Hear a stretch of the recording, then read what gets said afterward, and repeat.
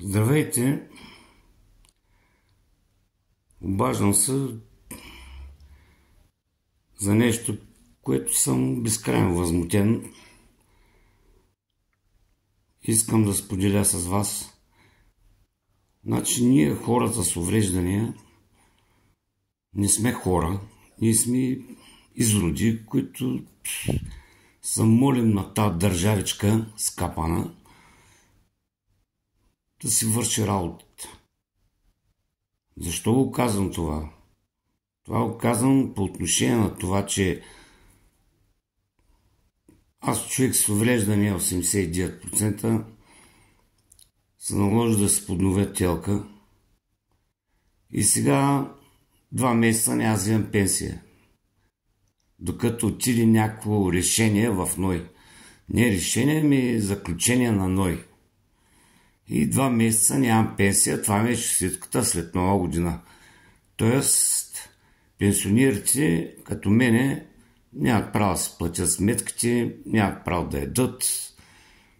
Просто трябва да лягат и да умират. Същото нещо е с социалните служби. По същия начин трябва да отида да взема решение на 25 януари.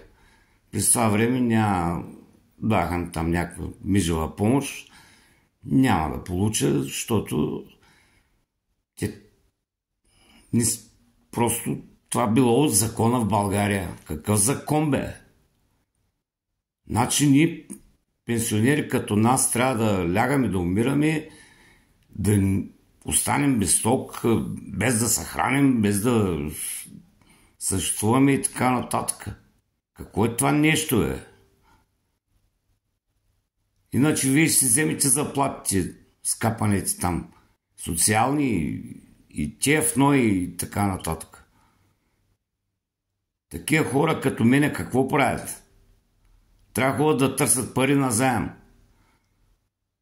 После ще ли да ми платят 3 пенсии? Кома интересува, бе? Аз като ми дойдат сметките този месец, никой не ме пита кога ще си взема пенсия. Изроди.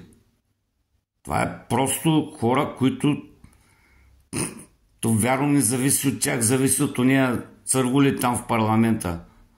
Ама тая нелепа история просто няма ли някой да сложи край?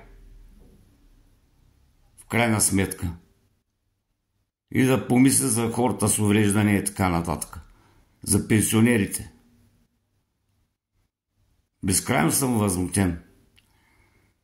Благодаря ви за вниманието.